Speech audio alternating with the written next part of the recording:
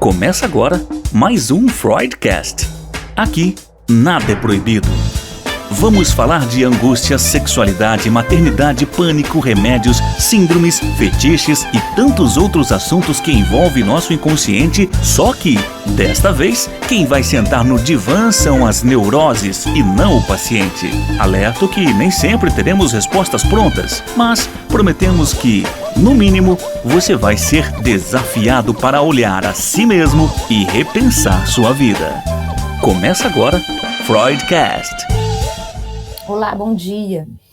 Hoje nós vamos falar sobre um assunto que talvez você vai perceber que você pode ter algum sintoma ou tem alguém da sua família que possa ser enquadrado ou classificado como esse tipo de doença, borderline. Será que a pessoa, só ela é que acaba sofrendo com esse sintoma ou a família, quem está no entorno também acaba sendo afetado por tudo isso? Quem vai nos contar tudo sobre esse tipo de sintoma, essa doença, é o Dr. Felipe Costa. Ele é psiquiatra. Bem-vindo ao Freudcast. Muito obrigado, Rose. Bom dia a todos. Bom dia. Bom, doutor Luiz, o que é borderline? É uma doença, é um sintoma? Como que a pessoa que sofre disso, como pode ser classificado? O tema, né, o borderline, na verdade, a gente considera uma doença, claro. Agora, eu acho que é importante, talvez, a gente introduzir conceitos, né, para que a gente também possa entender um pouco melhor a respeito disso. Então, personalidade é a soma, né, de dois fatores muito importantes que todos nós temos. Um é inato, né, que a gente chama de temperamento. Então, se o indivíduo, por exemplo, é mais tímido, mais extrovertido, se você nasce, você morre desse jeito. É que nem cor de cabelo, cor de olho, e aí vai, né? E aí, junto com o temperamento, existe uma coisa, um outro conceito que chama caráter. Caráter tem a ver com as coisas que a gente adquire ao longo da vida. Então, por exemplo, a educação que nós temos, o círculo de amizade que nos rodeia, as experiências muito subjetivas que cada um tem, tá certo? No evoluir da vida. Agora, o que eu acho mais interessante é o seguinte, muita gente me pergunta como é que os psiquiatras, como é que os médicos, entendeu, criaram um conceito desse tipo, como é que a gente consegue dizer, olha, esse indivíduo aqui, ele, entre aspas, né, é normal, e esse aqui, ele tem algum traço que realmente não faz parte da normalidade. Então, a gente observa a população de uma forma geral, né? Você pega, por exemplo, 100 indivíduos, se você percebe que 95%, 97% deles, né, se comportam da mesma forma, e você tem 3 pessoas que se comportam de uma forma que é muito diferente da esperada e que gera um prejuízo importante, isso a gente chama de traço disfuncional de personalidade. Então, um traço disfuncional, né, muitas vezes faz com que esse indivíduo tenha uma série de repercussões negativas nas relações sociais, nas relações profissionais, né? E aí, a partir disso, a gente estuda de forma pormenorizada, né, quais alterações que podem ocorrer nessa disfuncionalidade de traço. E aí você tem várias. Então, o transtorno borderline ou transtorno limítrofe de personalidade, que é a mesma coisa, é um dos transtornos de personalidade que, como a Rose bem disse, caracteriza uma patologia. Agora, quais são as características de uma pessoa que ela sofre desse transtorno limítrofe? Então, as principais características envolvem a impulsividade. Então, são indivíduos que normalmente amam, né, demais alguma coisa ou alguém e depois de pouco tempo, poucos dias, podem passar a odiar ou simplesmente, né, querer se afastar dessas pessoas. São pessoas que tendem a agir mais, como eu disse, pelo impulso, né? Então costumam ter reações muito intempestivas, então agem mais, vamos dizer, pela emoção do que pela razão. E muitas vezes se arrependem, né? Pode acontecer desses indivíduos terem uma sensação muito crônica de vazio, que é diferente de uma depressão, que é um estado, né? Ou seja, você entra e você sai, eles não, né?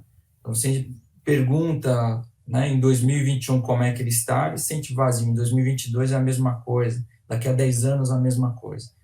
Então, poderia citar também a questão da sensação que eles têm muitas vezes de serem abandonados. Essas sensações às vezes são reais. Então, por exemplo, a pessoa foi largada por alguém, né? E às vezes pode ser algo da imaginação, pode ser algo fantasioso, essa pessoa cria, etc., e passa a ter uma série de reações emocionais muito intensas por conta desse abandono imaginário, né? Agora, pode falar. Então, aí, além disso, a instabilidade mesmo de humor, afetiva, né? A questão deles terem relacionamentos muito instáveis, então são pessoas que não param num relacionamento só, ou ficam pouco tempo nos relacionamentos, né? Costuma-se, não é exclusivo do borderline, mas pode haver um comportamento mais automutilatório. Então, são pacientes que, às vezes, para aliviar a dor que sentem, a dor psíquica, estou falando, às vezes utilizam objetos para, enfim, se cortar, assim, né, se mutilar. E, enfim, é uma condição que é, inclusive, muito parecida, então tem um diagnóstico diferencial que a gente fala, com transtorno bipolar, né? Então, é isso que eu ia perguntar para o senhor, como que eu diferencio, né, uma pessoa que é borderline de outras patologias, porque ela é muito similar, né, ao bipolar. Exato. Então, Rose, olha, veja, não é fácil nem para nós, psiquiatras, viu? Então, eu estou querendo dizer o seguinte, do ponto de vista fenomenológico, praticamente iguais, assim, sabe? Então, agora, existem algumas características, estou falando em relação ao curso de evolução do borderline, que realmente são um pouco diferentes. Então, por exemplo, se a gente está falando de personalidade, a gente está falando de traço, né, como eu disse anteriormente. Isso quer dizer, é um fenômeno, então é uma situação, é um aspecto que se mantém, que se perpetua ao longo do tempo. Então, por exemplo, fulano sempre foi assim, fulano sempre foi impulsivo, fulano sempre foi, por exemplo, intenso, né? Então, são características que remetem mais à personalidade. Olha, desde a adolescência, do início da adolescência, ele ou ela sempre foram assim, né? Então, no transtorno bipolar é diferente, porque a gente está falando não de traço, mas de estado. Tá. Né? Então, é como se fosse, por exemplo, um estado gripal. Você não está, você fica gripado e depois você sai. No transtorno bipolar, você estava bem, você fica mal, por exemplo, depois você sai. Né? Então, o indivíduo ele volta para o funcionamento prévio e normal dele. E no transtorno borderline, não. Transtorno borderline, eu acho que outra condição que é importante no diagnóstico diferencial é que o início costuma ser mais precoce, então costuma ocorrer entre 13, 15 anos ou até no final da adolescência, né, que é onde a gente tem os picos, né, de casos. Agora, doutor, como que a gente percebe uma crise do borderline?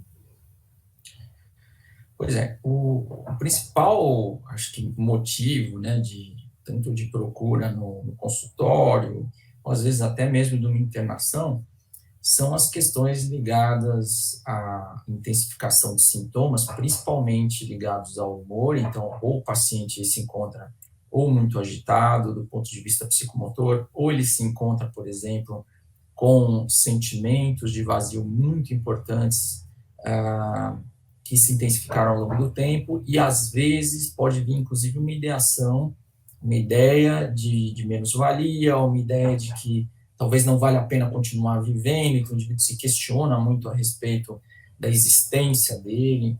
Então, numa situação dessa, que é uma situação de fato de risco, a gente considera até uma urgência psiquiátrica, é importante que essas pessoas possam ser avaliadas, né, tanto em consultório, mas de preferência em serviços que são especializados em emergência psiquiátrica. Né? Da mesma forma, por exemplo, se eu tenho uma dor aqui no quadrante inferior direito, pode ser uma apendicite, a gente procura um pronto atendimento, não é verdade? Tá? Então, na psiquiatria é uma especialidade médica, não é diferente. A gente tem situações que são ambulatoriais, outras não, né? Agora, o que a gente sempre ouve falar é que o borderline, tanto o paciente quanto o filho, o irmão, o marido, a esposa borderline, ela acaba levando também quem está no entorno à loucura, né? Inclusive o psiquiatra, o psicanalista, o psicólogo. É isso mesmo, ele acaba tendo relações muito intensas e ele acaba exigindo demais dos outros e ele desestabiliza todo mundo ou não? Ou isso é lenda? Não, de fato, veja, como é uma situação muito desafiadora, né, tanto do ponto de vista clínico, quanto do ponto de vista do convívio, eu acho que você tem razão, Rose, quer dizer, as pessoas que estão no entorno desse indivíduo, elas precisam estar preparadas. E é claro que se o profissional tiver uma boa formação, enfim, tiver uma boa supervisão, claro que ele vai estar preparado para isso, espera-se que, né, que a gente vai pedir ajuda para alguém.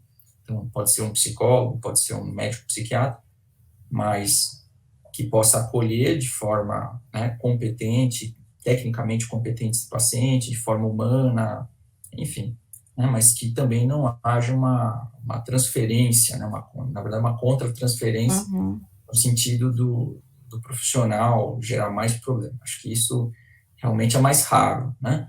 Agora, do ponto de vista dos familiares, de fato, é muito difícil mesmo. Então, o que nós normalmente preconizamos é aquela famosa frase: quem cuida precisa também ser cuidado, muitas vezes, né?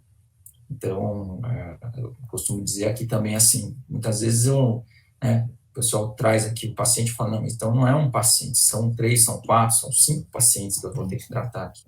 Uhum. Né? Então, o que eu acho, na minha opinião, o que eu acho que é mais importante em casos clinicamente desafiadores, além, claro, do tratamento do indivíduo e tudo mais, mas eu acho que é instrumentalizar quem está ao redor, né? Pode ser os pais, mas às vezes família muitas vezes pode ser um amigo, que essa pessoa tem um colega, alguém que convive com ele, mas instrumentalizar quem mora, quem está perto dessa pessoa, para que ela entenda um pouco mais da condição, para que ela entenda os sintomas, até porque, como você mesmo disse, é difícil porque as pessoas, né, se você não tem informação, você pode achar que aquilo é mau caratismo, por exemplo, né? Você pode achar que a pessoa é má, né? E, na verdade, aquilo não é uma questão de caráter, no sentido da pessoa ser má com os outros, ou não querer o bem dos outros. Simplesmente ela está doente. Ela precisa de ajuda. Né? Ah, mas, pô, Luiz, eu não consigo. Às vezes eu fico no limite aqui também, né? Eu não aguento. Sim, então se você não aguenta, você também precisa se tratar. Né? Talvez ter um espaço de escuta terapêutica, uma psicoterapia, de repente, pode ser benéfico, né, nesses casos.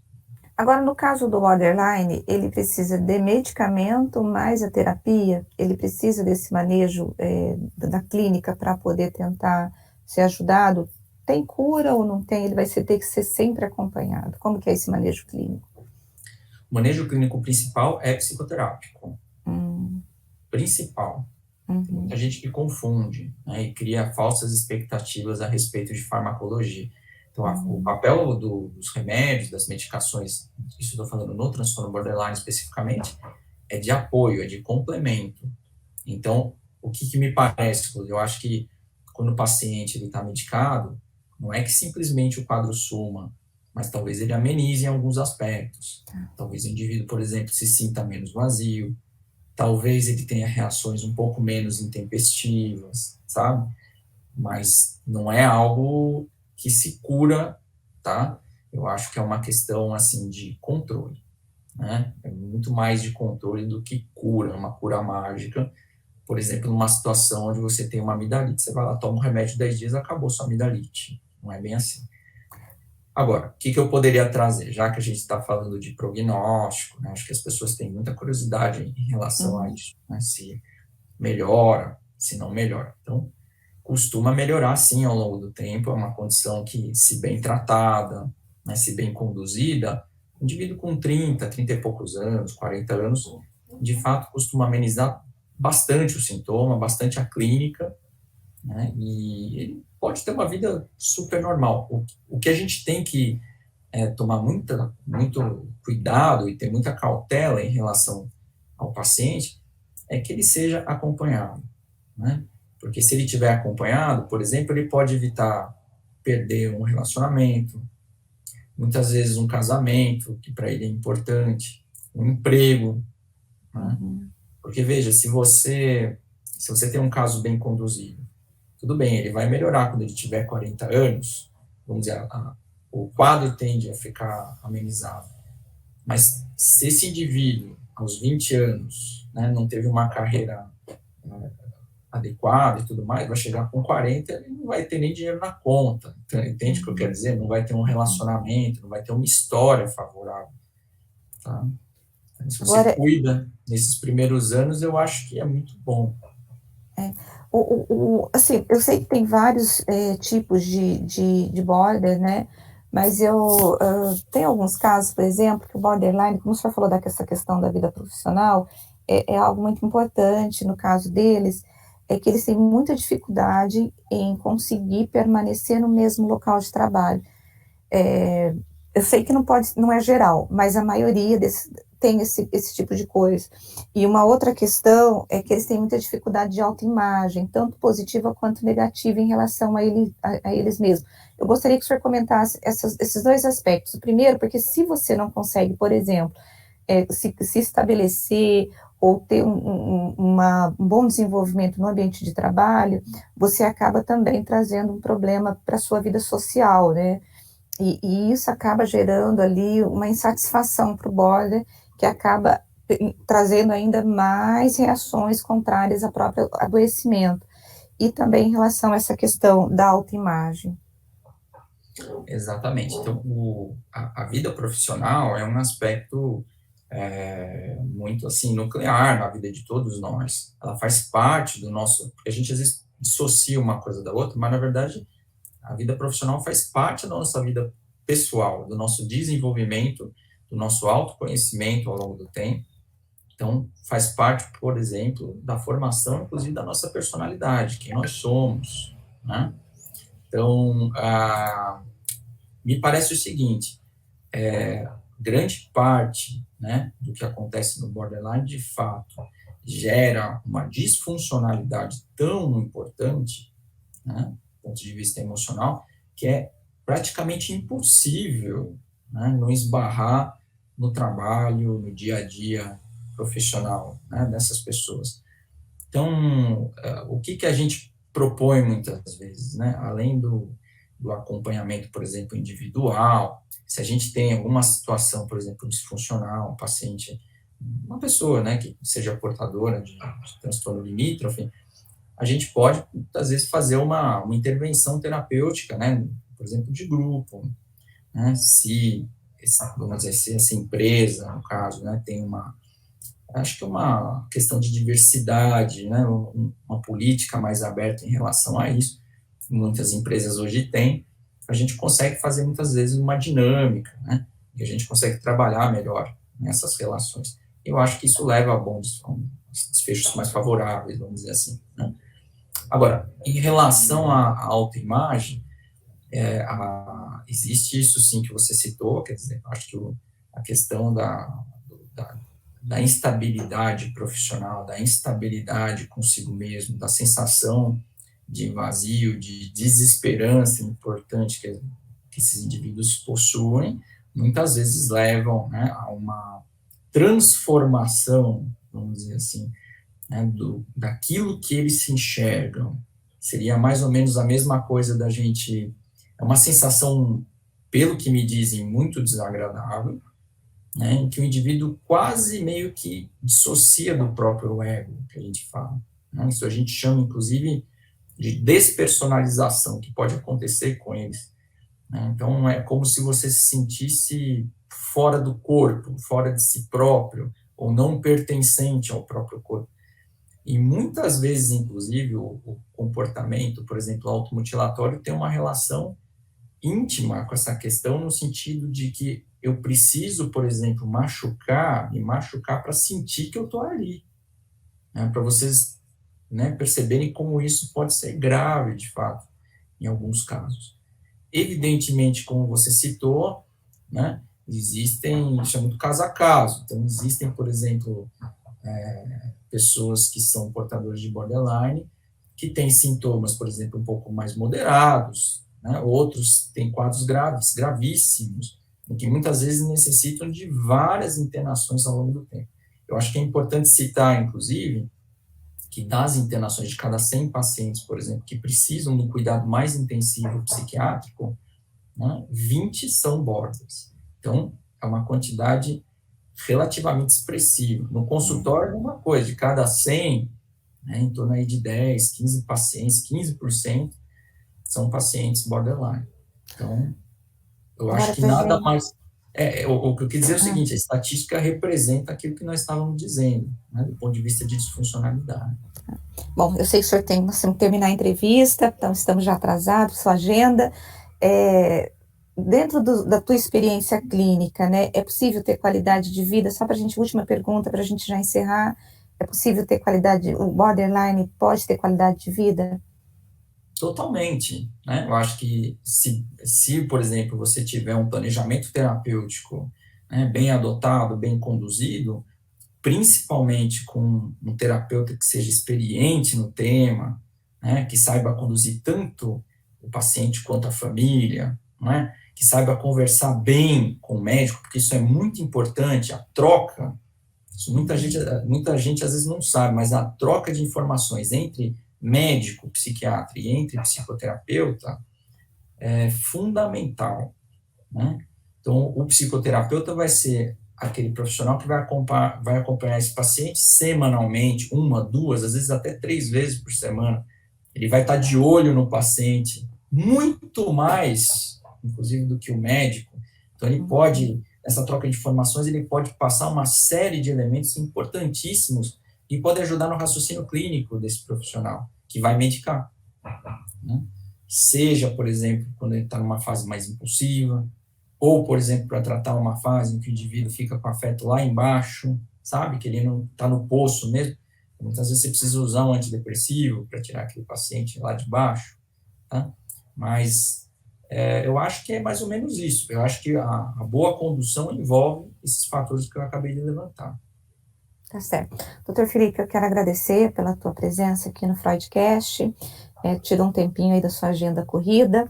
Muito obrigada por ter esclarecido sobre essa doença, né, que atinge, como o senhor falou, uma parcela importante, né, da população, e que muitas vezes a pessoa está sofrendo e não tem ideia do que ela está passando, e eu acredito que ao ouvir essa nossa conversa, ou ela falou, puxa, eu estou nesse negócio, ou tem alguém que eu conheço que está passando por isso. Muito obrigada, viu? Imagina, Rosy, que eu agradeço pela participação e lembro aqui todos que é importante, apesar da gente ter trazido as informações, nunca fazer um autodiagnóstico, né? Deixa isso, por exemplo, para um psicólogo, para um psiquiatra, são os profissionais preparados. Muito obrigado pela participação, excelente semana. Obrigada, viu? É isso, gente. Então, essa coisa de autodiagnóstico é melhor você não fazer, tem que procurar um médico, mas é importante a gente conhecer e esclarecer alguns sintomas, né? De que a gente pode perceber que existe algumas questões que a gente precisa buscar um profissional para poder confirmar se temos ou não esses sintomas, se estamos ou não adoecidos.